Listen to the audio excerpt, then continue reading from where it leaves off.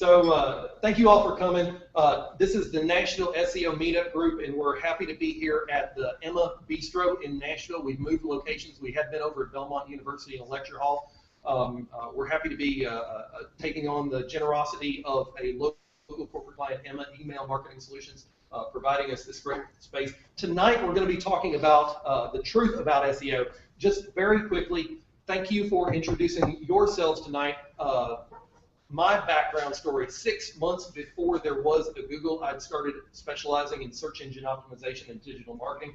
I currently have 81 of my own websites that I use as a test bed to try to figure out what Google likes and what they don't like so that we don't have to mess around trying to figure that out with client sites.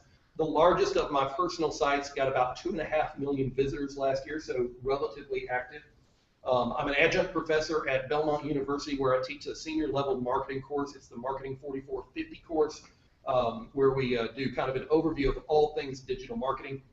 And finally, what you need to know is that in my spare time, I run To The Top Web Design and Marketing. We're full service web design development agency, but our specialty is new business lead generation, internet marketing, SEO, pay-per-click marketing, email marketing, social media marketing.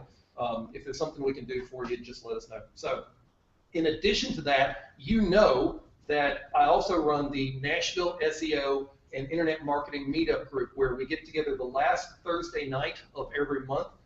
We talk about various internet marketing related activities. A couple months ago, we talked about clout scores on the social media side. We've talked about analytics. We've talked about online reputation management. Next month, we're actually going to be here at Emma. And I'm happy to say we'll have a guest speaker from Emma that's going to be talking specifically about email marketing tailored to our organization and our group and our audience here tonight. So I hope you'll join us next month on the Thursday night here in the same location. So tonight, as we're talking about, the truth about SEO, there are some truths that I will share with you. And the first of those is that SEO is hard. Why in the world would it be so hard? It seems so easy. Well, part of it is because there's a lot of money involved. A recent study by Gartner told us that in 2012-2013 survey that the average business that they surveyed was pulling in 20 to 30% of their revenue from digital marketing activities, and it's expected to grow another 10%. There is a lot of money to be had out there if you are doing digital marketing effectively. SEO is also hard because there's so much going on. There are so many moving parts.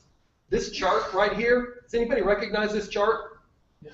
This is one little niche aspect of SEO. This is the local search ecosystem.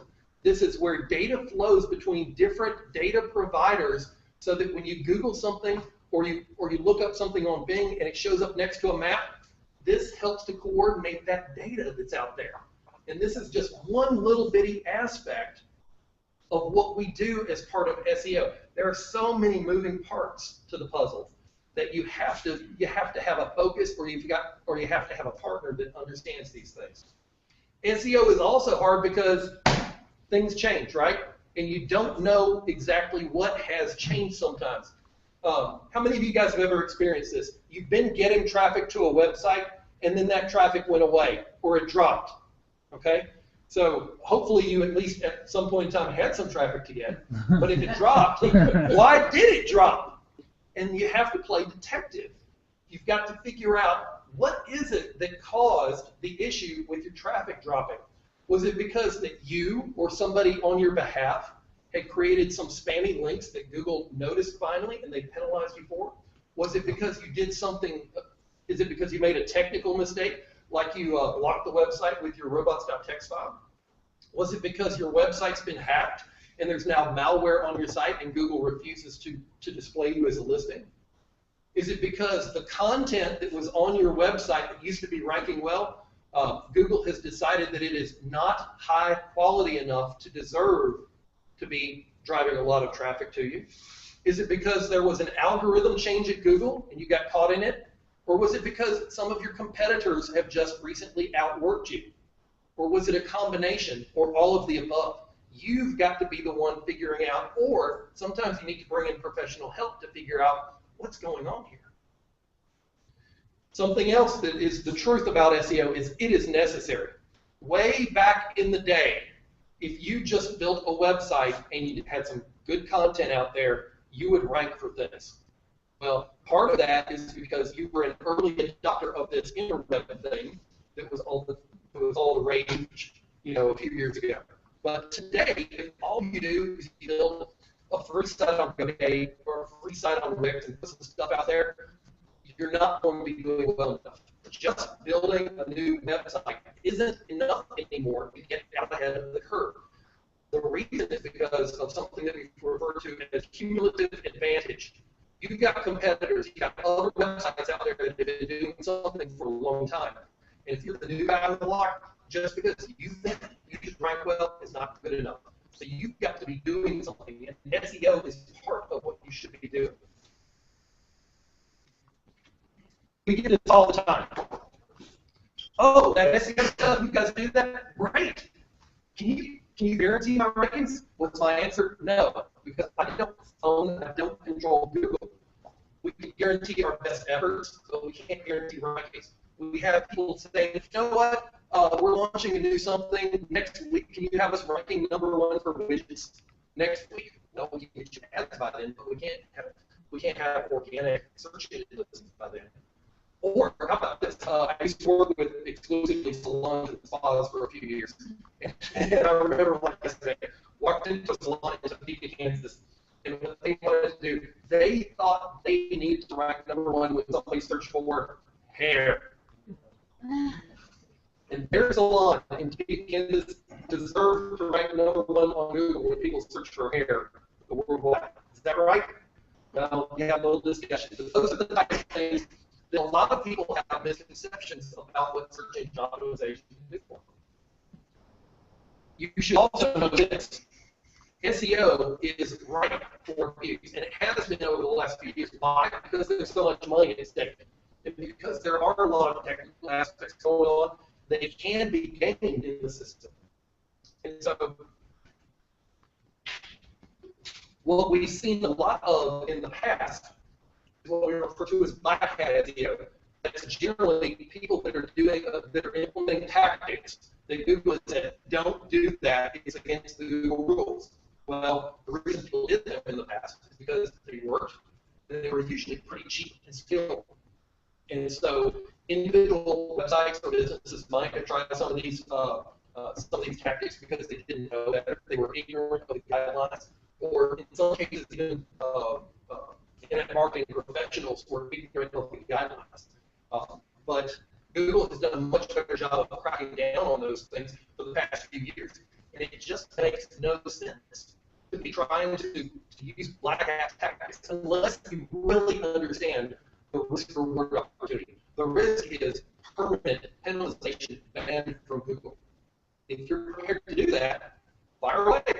It's not illegal for someone to do some of these black hat tactics, but just be aware that you have a very high risk if you're participating in black hat SEO tactics.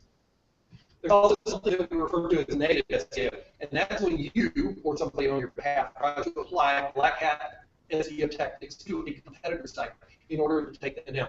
I remember a couple of years ago I was in a presentation by one of the most well-known, infamous black hat SEOs in the world, and he said if you're ranked number 300 for online poker casino, the easiest way to get to #1 is to kill the 299 websites above you. And he listed off a lot of different things that you could do, and pretty much every one of them was an oh my gosh. And in a future meeting, I might have you sign an agreement if you want to come in and share some of those crazy ideas that he had with you. A lot of which were actually illegal. So these tactics still come into play, and I really think that they come into play by people with one of two things. It's either ignorance on their part, they don't understand how risky it is, and they don't understand that they're running the chance of being dramatically penalized for short-term goals. I also see professional SEOs and digital marketers these days that offer these black hat tactics and revert to them as best practices, or they don't give full disclosure to their clients about what they're doing. And when that's the situation, and we saw this, we did an audit for a client about 6 months ago, and they had hired somebody that called themselves a professional SEO, and they were buying links, and they were doing massive fun content, article marketing, guest posts. They were doing blog span content. They were doing thousands upon thousands of bookmark links. They were doing everything wrong with the client's main site. And what we call that is crap hat SEO. They should not have been doing it. There is no excuse for somebody that understands even a little bit about SEO to be doing these things that are so high risk when they flash a brand website. But SEO is also honorable. And the reason I say that is because it is in my best interest, it's in the interest of a professional level SEO or digital marketer to let the client understand what risks could be involved if you do different things. We've got our business philosophy that we don't participate in high-risk tactics, but I'm not saying there's anything wrong with it as long as you understand the risks. If BobDuffy.com, if you're fine with that domain name potentially getting burned and permanently banned from Google, you understand the risks. You're a big boy. You can make the decision for yourself. And so we just want to make sure that that's part of what's going on. Along those lines, our industry is also one that is very visible on the internet and also in speaking engagements. So you can tell who are the people that talk about black hat SEO versus white hat SEO. If somebody is regularly talking about white hat SEO, it's honestly pretty easy for a professional to see whether or not they practice that way. What we've done is an open book. There are tools out there that make it very easy for you to see are we doing the right things or the wrong things. And our reputation is such that we make sure that we are doing the right things for our customers. We want to provide results for our customers, but we also want to be able to point to these things so that our competitors are not saying, look at all these spammy links that Ross is putting out there. That's not the case with what we do. So we try to make sure that we practice what we preach. There are a lot of professional level SEOs who do offer a good service. You just have to educate yourself enough to understand, are you working with somebody who only talks to the game, or does it really back it up? Mysterious. All right. So what's in that magic black box that Google has? Well, one of the things that we realized is that Google makes something that is extremely difficult, information retrieval, pulling in extremely relevant results, answering your questions with a computer. They make something that is very difficult look very easy. They tell us that there are over 200 signals that they're looking at.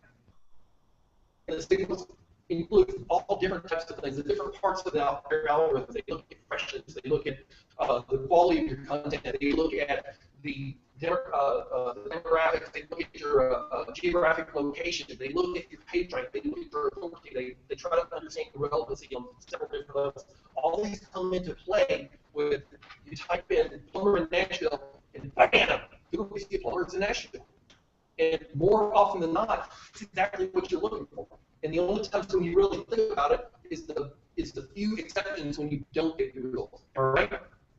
I use Google thousands and thousands of times a week, and once or twice or 3 or 4 times a week, I'll come up with something I'm dissatisfied with the results. When you stop and think about it, it's amazing how well we do. They're not perfect, but to a lot of people, it is mysterious. And I'll tell you, this is a situation, well, I'll get into that in a minute. So because it is mysterious, one of the things that comes into play is there are a lot of people that kind of throw up their hands and say, I don't get it, there's too much going on, how can somebody really make a difference? And that leads to a lot of articles, a lot of blog posts, a lot of news articles by theoretically respected journalists saying that SEO is dead. And if you do a search on Google right now for SEO is dead, you come up with 57 million results. And the reason this comes into play is because people who don't really understand what's going on, they see a big update come out, like like the Hummingbird update to the Google infrastructure, and they say, oh, SEO is dead. It's not going to last. That's wrong. SEO is not going to die anytime in the future. Do you guys ever use a search engine other than Google? Do any of you guys have an iPhone in your pocket? Do you ever ask Siri for anything? No. That is a search engine, all right? And so whether Google is around 5 or 20 years from now, people are still going to be searching for something. And even if it doesn't look like Google, even if it doesn't look like Siri, it's still going to be a search engine. And when you say, where should I go get pizza? And it comes up with the number one, there's going to be a competitor over there that says, hey, Ross, if you can figure out how to make me be number one, I'll pay you. That's search engine optimization at its core. That's the first piece of search engine optimization. I don't think that's going away anytime soon. But it is evolving. And so the massive, big named updates like Panda and Penguin and Hummingbird, those do roll out somewhat regularly. Once, twice, sometimes 3 or 4 times a year. And they are kind of earth-shattering, groundbreaking, big deals to come out. But the thing that you got to understand is that Google is tweaking their algorithms. Google is tweaking their algorithm every day. A number of times a day, they may be pushing out and testing different little tweaks to their algorithm. And they may only show it to you, or they may only show it to people in Nashville, or they may only show it to people connecting to a certain Google data center. But they are testing things on a regular basis to try to decide, do we want to push out a full algorithm update to the entire globe. And it is fast-paced. Over the years, there have been a lot of things that have changed, and every time one of these things came out, keyword stuff used to work, buying links used to work, getting massive numbers of specific links used to work, thin content, fun content used to work, and these are typically what led to the SEO is dead. When Google was doing a better job of enforcing these things, a lot of people jumped up and said, oh, that's how SEO works, and it's dead now. Well, that's wrong. These are all, for the most part, manipulative tactics that worked for a while. They've always been against the Google guidelines, but Google has finally been doing a better job of enforcing their own guidelines. It's complex. We know that at the heart of Google, there are robots, right? It's a computer, it's a machine. And Google is looking for things like, is your content right? Do you have the right information architecture, site architecture? Do you have your keywords siloed properly so that Google understands this section of your website is about purple widgets as opposed to pink fuzzy widgets? Google is focusing on the user experience. Google is trying to understand your site navigation to know what the information is about. They're looking for technical details, such as if you have the proper redirect, if the piece of content needs to move on your website. They want to know about your internal and your external links, because links are extremely important. Links are kind of the currency of the internet as far as Google has been concerned up until just very recently. And so your internal links between pages on your website are extremely important to help Google be able to find things and to be able to understand, hey, that's what that's about. External links, where you're linking out to websites. That can also give Google clues about the relevancy of your content. SEO is technical. There's no way of getting around this. You've got to remember that Google is a computer software program. It's a system out there. And the biggest mistake, this is Matt Cutts, who's kind of the main spokesman for Google to our community. Matt Cutts says the single biggest mistake is to not make sure that Google can find your information.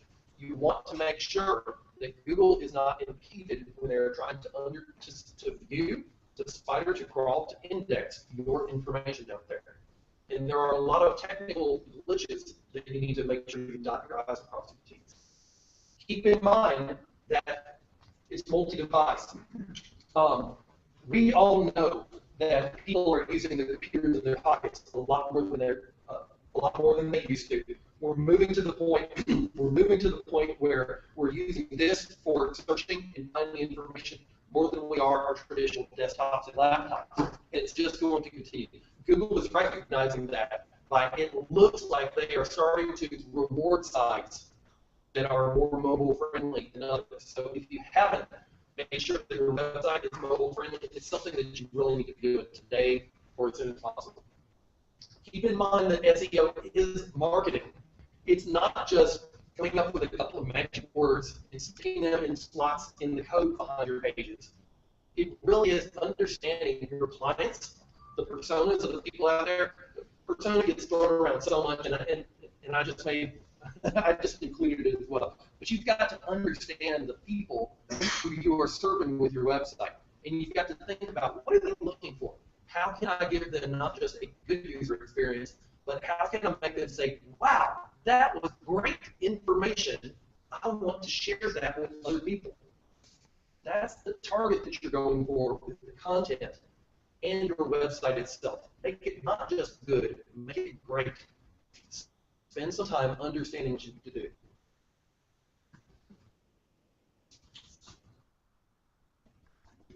And keep in mind, there's always more to do. There's always another boulder to carry up the hill. Like Sisyphus, did I get it right? Yep. Like Sisyphus carrying the boulder up the hill constantly for all eternity. There's always more that you can do.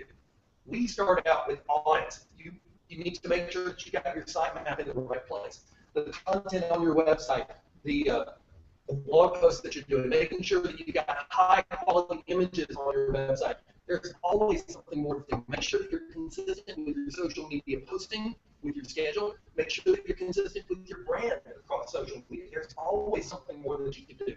Right now, we got a client that's getting interviewed by the BBC tomorrow, and we're doing everything from a strategy standpoint to make sure that we take advantage of that and get the biggest bang for his buck. We try to make sure that he gets as much publicity, as much positive publicity out of this interview opportunity as possible. And part of what we're doing is we're identifying other people out there on the internet for outreach. And we want to let them know, hey, one of our clients is an expert on this topic, just got interviewed by the BBC. Maybe you would like to interview them as well. Maybe you would like to write a blog post about it. But the bottom line, I believe this has not changed since the beginning of the internet, is that SEO is worthwhile. It can really help to build the awareness of your brand, your product, your service, whatever you're doing. It can really help with that. And the most visible thing that we look at when we talk about SEO, it's the rankings, right? Everybody wants to rank number one on Google. And that's where a lot of people who call themselves SEOs, or they talk about SEOs, that's where a lot of them stop. And yes, it's the most visible thing, and it's the thing that we talk about most, but if you stop there, you've missed out on a huge opportunity. Because not only do we want to rank well, we want to get the impressions, we want to get the visibility, we also want to get clicks. And so not just ranking as well as you can, but focus on wherever you rank, how do we optimize for click rate optimization. Your listing, whether it's number one or number three, can get more than your fair share of clicks if you spend some time on figuring out how to make your listing on Google a little better than the competition's. Once you've got those people to click to your site, this is the important piece. Get them to your website and then turn that visitor into a conversion. Get them to contact you. Get them to download something. Get them to sign up for an email. Get them to pick up the phone and call you. Get them to purchase the product. Because at the end of the day, what we generally are looking to help people do is to grow their business. We're helping them to grow their bottom line. And so, yes, we want to rank number one on Google for everything for our clients. And we want to drive 1 million web visitors to their website. And we want them to get a ton of emails. But at the end of the day, if we haven't helped them grow their business, we haven't done our job. Growth in revenue, new customers, new clients, that can lead to additional repeat business for them. And in the end, we're looking to turn those people into happy business owners. And that's something that you can do whether you've got your own website or you're essentially a small business owner, or whether you're part of an organization where you're helping with the website and trying to get as much visibility as possible, or whether you're a consultant and you're helping your clients. There's a right way to do this and there's a wrong way to do this, but it is worthwhile at the end of the day. So just a quick wrap up. It is mysterious. It's fast-paced. It's hard. It's honorable. It's necessary. It's all these things. But in the bottom line, I believe it's worthwhile. And this is something that is not going away anytime soon. Everybody talks about it. Everybody seems to think that they understand what SEO is. But we still see a huge opportunity out there for us and for you to take advantage of this if you're doing it the right way. You've taken a huge step in being here tonight to at least start to educate yourself.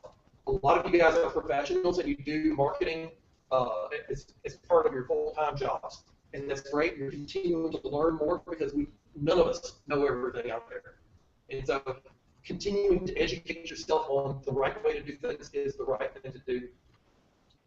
I've got a final slide. This will be on the slideshow, which we'll put out a tweet. We'll also put in the Google Plus thread that we've got going on tonight.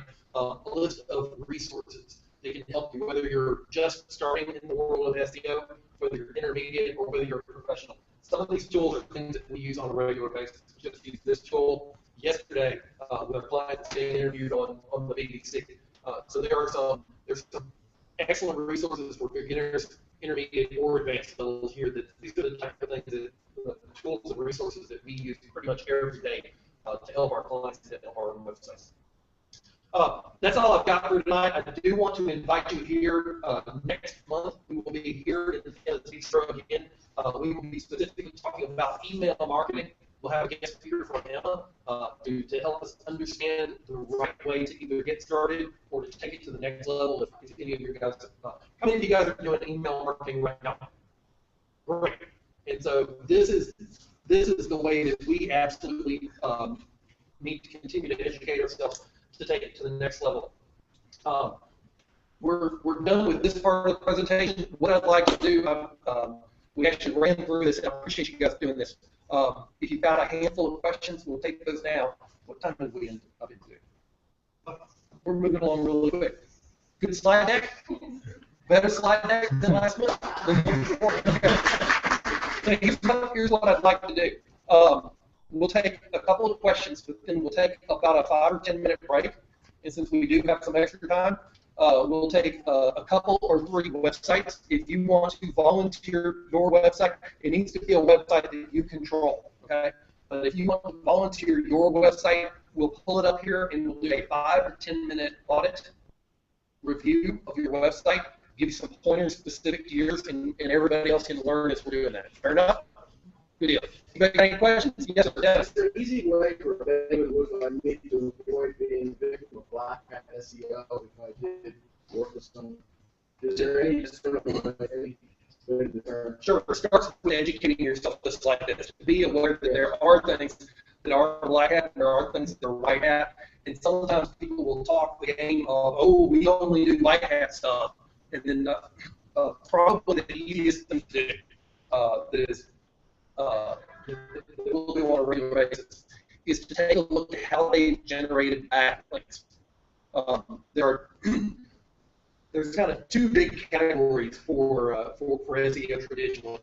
This is one way to look at it. There's relevance and there's authority. On the authority side, that can often be one of the most difficult things to do.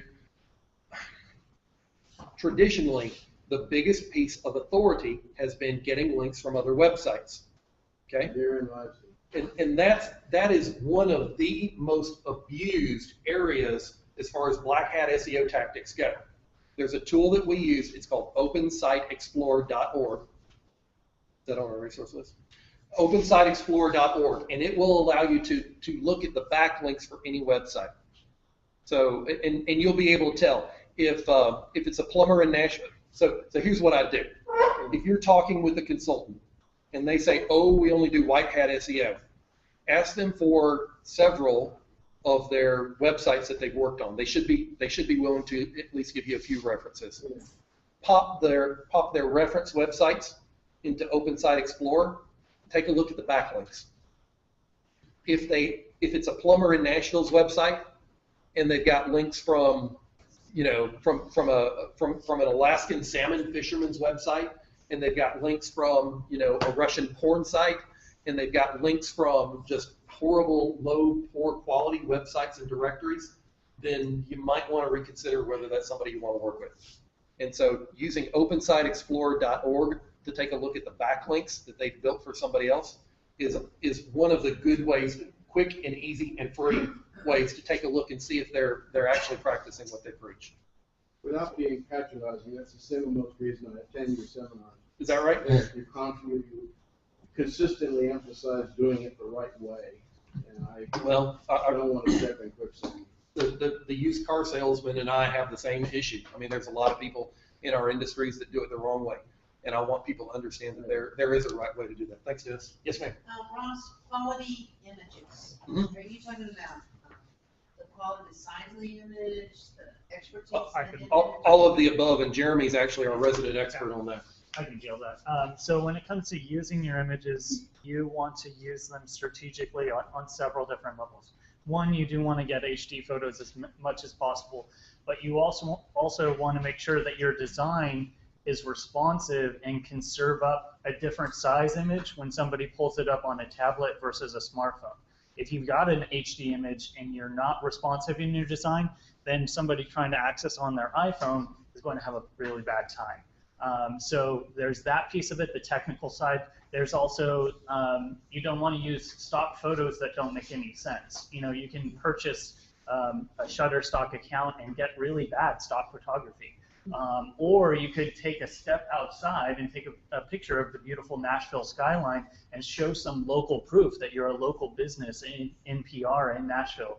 Take some photos when you're out with a client, or hire a professional photographer, God forbid, to actually take some decent photos of your office, of your location, and for God's sake, please hire a photographer to take a better photo of your product and have multiple photos of your product from different angles, because that's going to boost your e-commerce rates. You're going to be able to sell your product better if you have higher quality images at different angles in different settings, and not just that one, 800 pixel image that, make it larger, and it's just a zoom in of the same image. So you want to use images strategically for your business, and never do anything for your online marketing that's a single value. Always try to look at it in multiple ways. You know, if you're grabbing the correct image and you're uploading it with the right file name, you're adding alt text to it, it makes sense within the context of, say, your blog post. It's logical and makes sense, and it adds to the user experience, and it also adds to your search engine optimization. Google's going to land on that page about Nashville PR, and the image is, of Nashville, and the alt text is of Nashville, and it matches up with Google's understanding of the skyline of Nashville. You've just created a positive signal, not just for search engines, but for users. So that's what I mean by using high-quality images.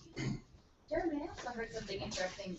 I was at an SEO meeting at home, and they said that even how you have the image saved before you put it onto the website can be searchable. So if you just have it as like JPEG.48299 or whatever, but if it says Nashville skyline, Sunfish marketing, whatever, that name of the image even is searchable. Yeah, you want to make sure when you upload your file, you rename the file name of your image, and when you're, if you can, in the settings in your phone, change your batch location for your images. So it's, your business name 1, 2, 3, 4 instead of JPD X532. But you want to make sure that you rename the file name before you upload it to your website.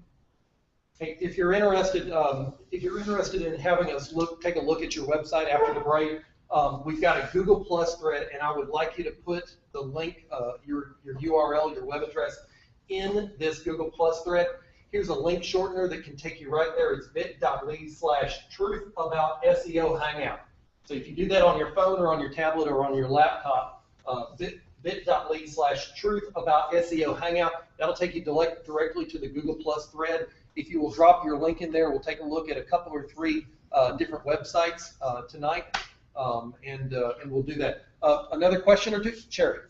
You mentioned that it's not a good idea to change. You had a site name for a long time, a domain name for a long time, to not change that because of how long it's been up.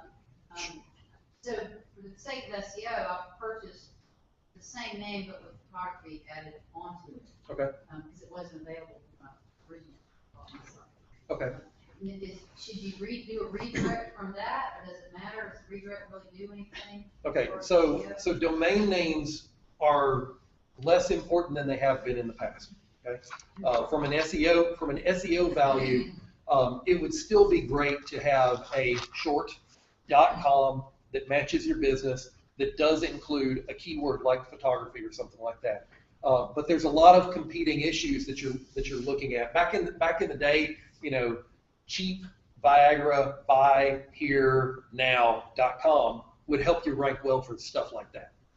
It doesn't really work that way anymore. There still is more of an indirect potential benefit for having a keyword in your domain name as compared to what there used to be. And so if you've got something like SherryO'Neil.com right now. I've had SherryO'Neil.com since the 90s, but I just purchased last year SherryO'Neil.com. I would not change. I would not change. I'd stick with SherryO'Neil.com. If you were starting out from scratch, if you were starting out from brand new and you had both SherryO'Neil.com and you had SherryO'NeilPhotography.com, I would probably say that I'd recommend to use just SherryO'Neil.com, unless you've got something else that you wanted to do. If you wanted to focus on photography with the photography.com. So if I put my photography in the H1 header. Mm-hmm. Right. The domain name. If you've got a keyword in your domain name, that can help a little bit. 7 years ago, I would have said, "Oh, I think we should change your domain name."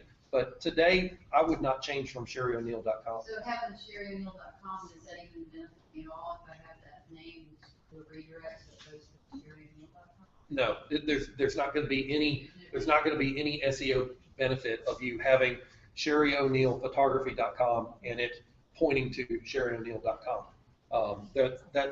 That's one of those fallacies that it's not going to help you.